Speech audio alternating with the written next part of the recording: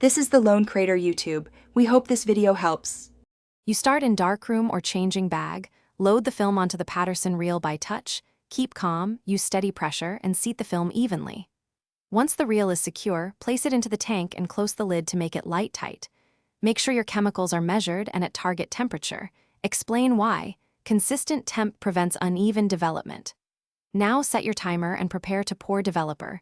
Don't waste time. Begin the first pour immediately.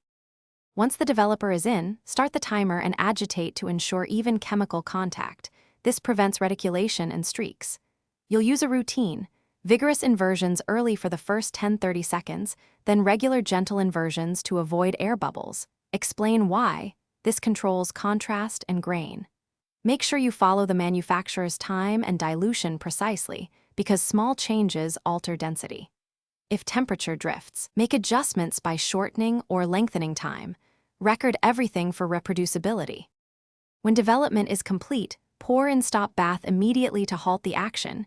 You should invert for about 30 seconds, then pour it out. Next, add fixer and follow the specified time with intermittent inversion so the emulsion clears. This makes the film safe to expose to light. After fixing, wash thoroughly to remove residues. Use a final wetting agent to reduce water spots. Finally, hang to dry and inspect on a light table.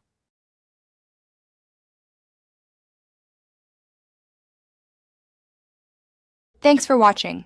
Consider subscribing if we helped you.